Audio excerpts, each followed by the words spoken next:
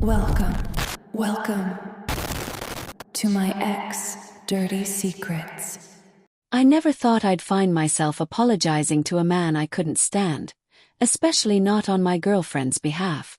But there I was, sitting across from Ethan in that dim, over-sanitized cafe, trying to keep my voice calm while every nerve in my body screamed this isn't right. His smirk didn't help.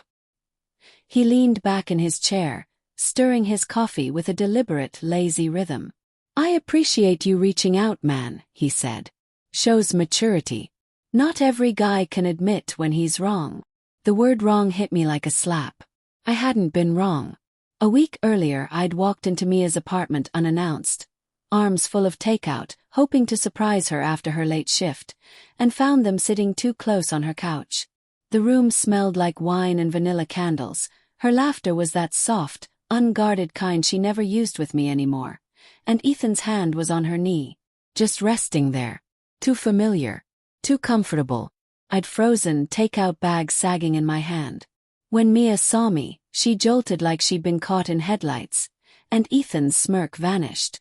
Then came the chaos, her insisting it's not what it looks like, me demanding an explanation, Ethan muttering, "Chill man, it's just a joke." I didn't yell. I just left. But later, after hours of silence and texts from Mia filled with apologies and rationalizations, "You overreacted. He's been my best friend for years. You embarrassed me." She'd looked at me with tearful eyes and said, "You need to apologize to him. You humiliated Ethan for no reason." And because I loved her, God, I loved her, I agreed.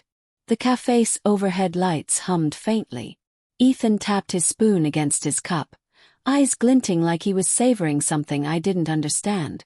"So," he said, leaning forward, "you wanna say something?" I swallowed hard. My voice came out quieter than I wanted. "I shouldn't have accused you of crossing a line that wasn't there." "Exactly," he said too fast. Something in my chest tightened. His tone wasn't forgiving. It was triumphant. "Yeah," I managed, forcing a nod. "I was upset. I made assumptions." He smirked again, leaning back. "No hard feelings, man. Get it. Jealousy's natural. Especially when your girl has close male friends." My jaw clenched. "It's not about jealousy." He shrugged, feigning innocence. "Sure. Whatever you say." Every second in that cafe scraped against my nerves. I wanted to leave, but part of me stayed frozen, because walking away would prove his point. When I finally stood, Ethan gave me a half-sincere smile. "Glad we cleared that up. Mia's lucky, man. Not many guys would do that for her." That night, Mia wrapped her arms around me, whispering how proud she was that I'd done the mature thing. Her voice was soft, sweet, the version of her I'd missed for weeks. But lying there, her body against mine, something inside me felt hollow. The next few weeks blurred together. Things between Mia and me seemed better, on the surface. She was affectionate again, inviting me over more often, cooking my favorite meals. But she was also distracted. Her phone would buzz late at night, and she'd smile at it like it held a secret joke I wasn't supposed to know. Once, while she was in the shower, I caught a glimpse of her phone lighting up on the counter. Text from Ethan. "Ethan. Still thinking about last night, winking face." I stared at it so long I thought my vision might blur. When she came out, wrapped in a towel, I asked, "Did you see Ethan last night?" Her expression froze for half a second, a blink too long before she laughed. "God, no. He texted me about a meme. Don't be paranoid." I nodded, forcing a smile, though my chest was tight. "I'm not. Just asking." But I was paranoid. And she knew it. That night I couldn't sleep. I lay there beside her, listening to her soft breathing, and tried to convince myself that I was imagining things. That text could have meant anything. They were best friends. She'd known him since college. I had to trust her, right? But trust doesn't rebuild overnight. It rebuilds with trembling hands, shaky mortar, and the constant fear that one wrong word will make it crumble again. A few days later, Mia invited me to a small dinner party at her place. "Just a few friends," she said, "casual, cozy." When I arrived, Ethan was already there, pouring wine into her glass like he'd done it 100 times before. The air between them crackled in a way that made my stomach twist. "Mia," I said softly as I took her coat, "you didn't tell me Ethan was coming." She gave me a playful smile. "He's part of the group, babe. Don't make it weird." "I'm not." But Ethan grinned. "Yeah, man. Don't make it weird." His words stung, a knife wrapped in banter. Throughout dinner, I watched the way she looked at him when he spoke. The way he teased her, brushing her arm as if it were nothing. The way she leaned closer, laughing at things that weren't even funny. Every second I told myself I was overthinking. They're friends. They've always been like this. You're just being insecure. But when I excused myself to the kitchen and came back, I saw it. Her hand resting on his thigh under the table. For a heartbeat, everything inside me stopped. Then she noticed me. Her hand snapped back like she'd touched fire. Ethan cleared his throat, pretending nothing happened. The rest of dinner was a blur. I laughed at the wrong moments, avoided her gaze, and tried to ignore the roaring in my ears. Later, when the guests left and Ethan finally said his smug goodnight, I confronted her. "What was that?" I asked, my voice low but trembling. She frowned. "What was what?" "You were touching him." "Oh, for God's sake," she snapped. "You're seeing things again." "Mia, I saw it." Her eyes flared. "You're making me feel like a criminal in my own home. Do you hear yourself? You keep twisting everything into some paranoid story." "I'm not twisting anything." "Then maybe," she interrupted, voice breaking, "maybe you just don't trust me anymore. And if that's true, what's even the point of us?" Silence. Thick, suffocating silence. I didn't answer. Because she was right. I didn't trust her anymore. And maybe I was the fool for still trying to. That night I drove home in the rain. The wipers dragged across the windshield, blurring the world into streaks of gray. My hands trembled on the wheel, and her words echoed in my head. "You don't trust me. You're seeing things. You embarrassed me." I wanted to believe her. I wanted to be wrong. But every instinct in my body screamed that something dark was festering beneath her apologies. Then, as I parked outside my apartment, my phone buzzed. Message from Mia. "Mia, I'm sorry for yelling. Love you. Please come over tomorrow. Let's talk." My chest loosened slightly. Maybe this was her trying. Maybe there was still something to save. But just before I put the phone down, another notification appeared. A photo from an unknown number. It was blurry, grainy, but clear enough. Mia. Ethan. Her living room. His hand tangled in her hair, her mouth on his neck. The timestamp. 1 hour ago. For a full minute, I couldn't breathe. My eyes stayed fixed on that image, the glow of my phone painting my shaking hands in cold light. My brain scrambled for excuses. Maybe it was old, maybe it was fake, maybe someone was trying to stir things up. But my heart knew. I could tell from the way her hair was tied, from the faded green blanket on the couch behind them. That was tonight. And that was Mia.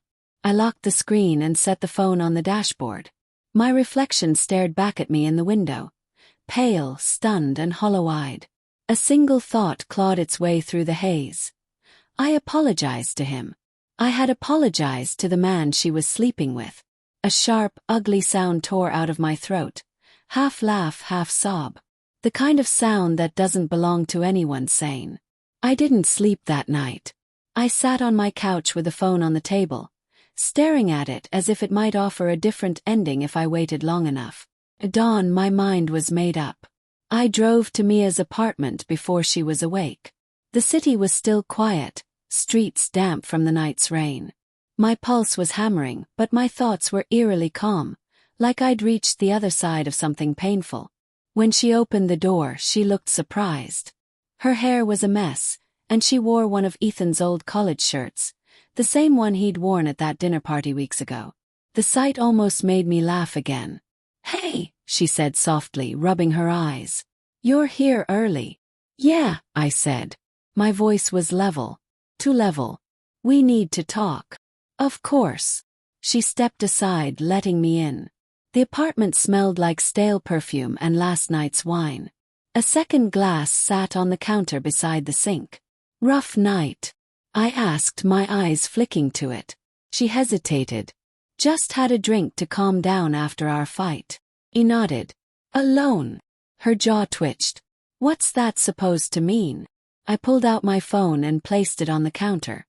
Her eyes dropped to it, and something in her face, the tiniest flicker, told me she knew exactly what was coming. Who sent that? She whispered. I don't know, I said. Does it matter? She didn't answer. Her face drained of color. It's not what it looks like, she finally murmured. I actually laughed at that. You said that the first time too. Back when I walked in on you too. It wasn't like that then, she said, voice cracking. It got complicated. Complicated. Cut in. That's what you call it. You told me I was paranoid. You made me apologize to him, Mia. You made me thank the man who was sleeping with you. Tears welled in her eyes. I didn't mean for it to happen. You and I were fighting all the time, and Ethan. Stop. He froze. Don't make him your excuse, I said quietly. You made your choice. Her tears fell then, silent and steady. I love you, she whispered. I never stopped loving you. I almost wanted to believe her. But love doesn't hide in the shadows, and it doesn't demand apologies for wounds it caused. I turned to leave, but she grabbed my wrist. Please, she begged. Don't just walk away. We can fix this. Can we? I asked, looking at her hand on my arm. Because the moment I say I forgive you, you'll think what you did was survivable. That it's something we can just talk around. Her grip loosened. You're really leaving me? I nodded once. She stepped back, her face breaking. You'll regret this. He doesn't love me the way you do. The honesty of it made me pause. For a moment, I saw her not as the woman who betrayed me, but as someone broken, clinging to the comfort of both worlds, the one she destroyed and the one she thought she wanted. I know, I said softly. That's what makes it worse. And I left. Weeks passed. I deleted her number. Blocked Ethan's. But the anger lingered. Not sharp anymore, just heavy like carrying stones in my chest. I went through my days on autopilot. Work, home, sleep. I told myself I was fine. That I'd escape something toxic. But at night, when the world went quiet, the memories crept in. Her laughter, her perfume, the way she used to rest her head on my shoulder while pretending to watch movies. Sometimes I wondered if she missed me. If she regretted it. If Ethan had stayed, or if he'd done what I always suspected he would. Vanish once he'd taken what he wanted. It shouldn't have mattered. But it did. One evening, nearly 2 months later, I was closing up my laptop when my phone buzzed. Unknown number. Against my better judgment, I answered. Hey, a voice said, quiet, broken. It's me. My stomach dropped. Mia. Yeah. She let out a shaky breath.